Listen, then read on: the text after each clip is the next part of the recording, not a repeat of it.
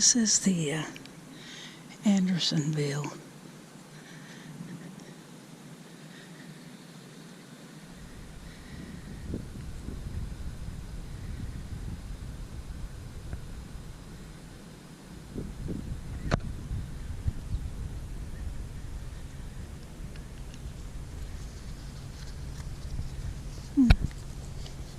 These are supposed to be guard towers.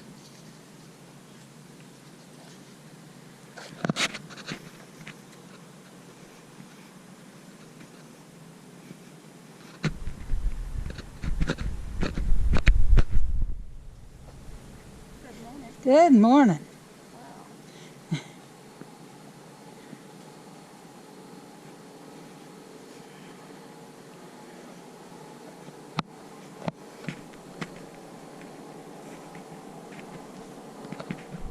Okay, due to COVID, the building's closed, but we got some paperwork to do a walking tour and some history and stuff with it. And we'll do the walking tour. Since the building's closed, we're going to crawl over the fence like a bunch of other people have, because they've locked the building and you can't get in there. But we'll go this way. Hopefully more fun.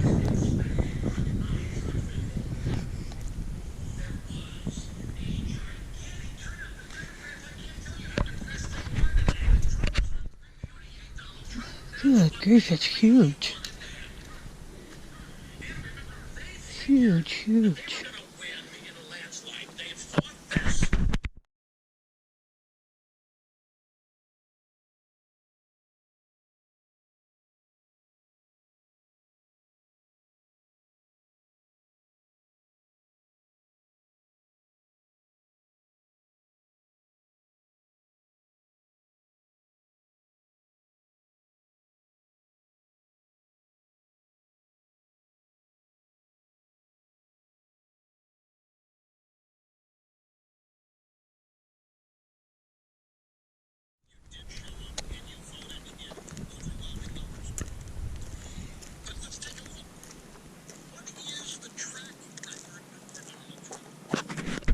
That is a corner of the stockade, and these little cement blocks that you see different places, they were where the prisoners tried to dig out their well, or not just to try to dig out, but try to dig for fresh water, because there just wasn't fresh water in this place.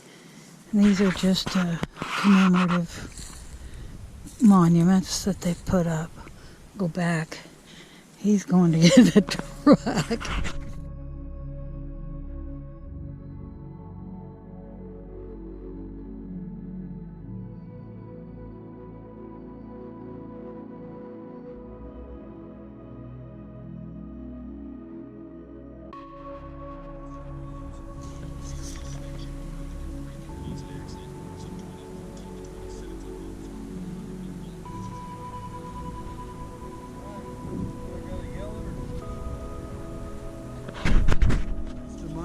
This corner was erected between 1901 and 1934 by state commissioners and private groups in memory of fallen comrades. The Confederate government chose this location for the prison site due to its isolation, available water, surrounding farm and forest, and access to the railroad depot in Andersonville.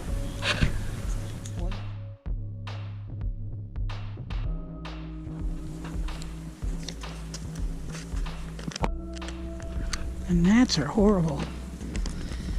Little earth mounds are out there, and they had cannons that pointed in to kill the prisoners that were trying to escape.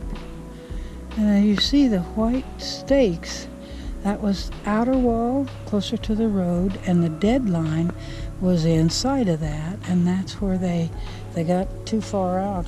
They'd shoot them on that dead line. These things are just monuments of who died from that state, and Kansas isn't listed in here, so maybe no one from Kansas was a prisoner. But this whole area. That's a corner of it over there. And then this is another corner. Have to see how that goes. But boy, okay, there was Kansas. 4 of them.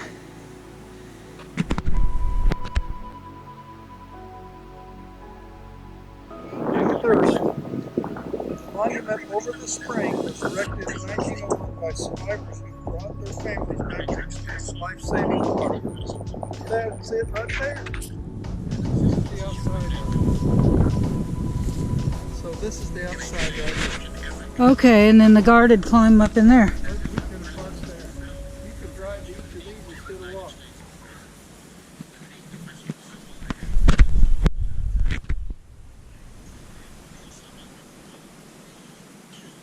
You know, I think I'd be scraping and picking at these timbers to try to get out.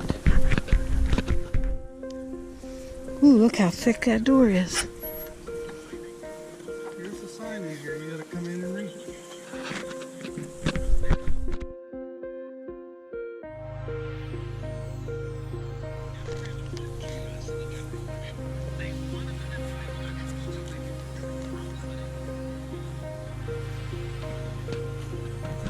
Shut the door.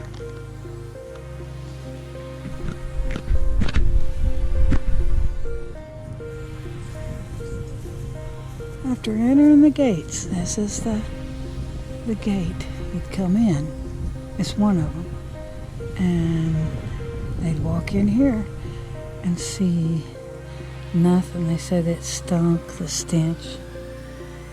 And then here would have been the water in the spring. Goodness.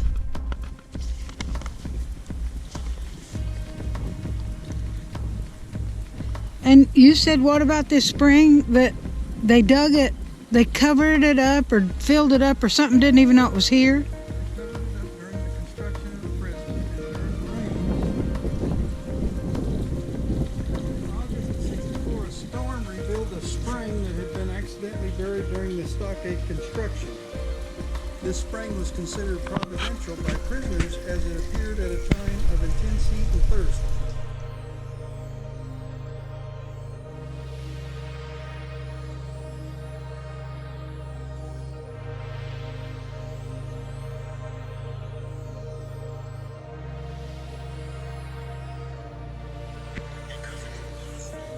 So those are little makeshift, whatever, houses for them. Shelters, makeshift shelters of stuff that they brought with them when they came in here. And they come to this corner for why? This is a northeast corner. I guess it'd be weather. It's, It wasn't just the corner, it was all over, but they're showing just the oh, corner of what they did. I see. And then these are the timbers that they cut down all the trees and stuff to make these, the fence, however deep it is, and 5 deep, 14 high, 17 high, out of the timber, local timbers, and done by the slaves. That's a real quick summary. Makeshift shelters. The prisoners of war. Not much shelters. If it had rained, they'd get sopping wet. Who knows? Again, these are sites where they dug wells. What number is this? Well, number 6. Historical well. They were raggedy after a while. But they weren't here, I guess, that long. So many months. A few months.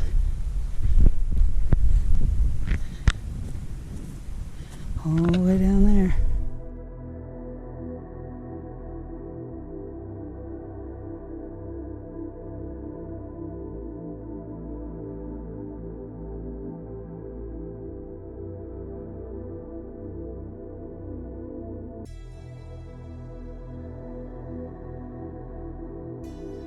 Again, they dug, the slaves dug the earth up so they could put the cannons there, and they were facing outward, afraid of a Union Army raid.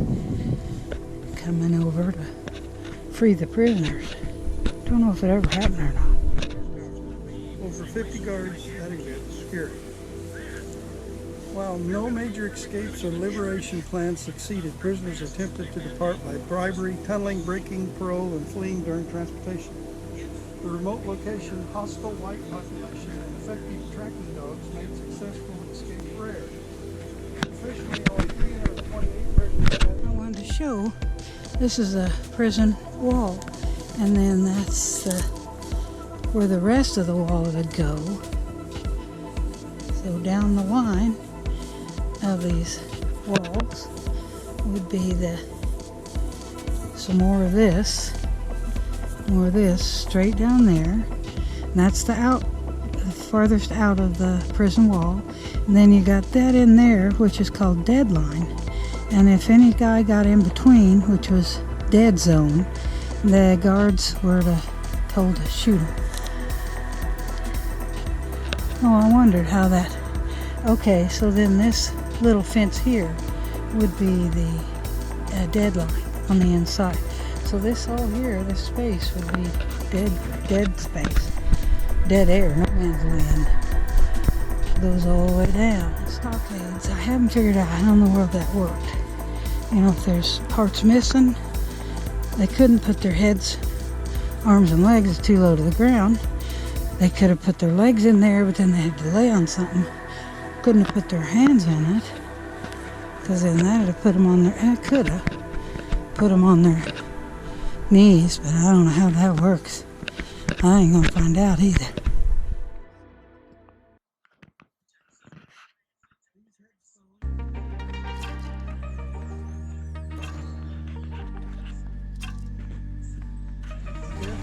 Everything escalated to 100 per day.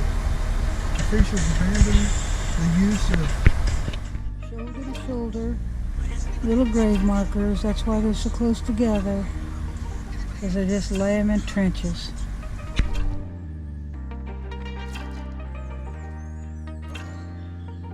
Unknown soldier, whatever. They're farther apart.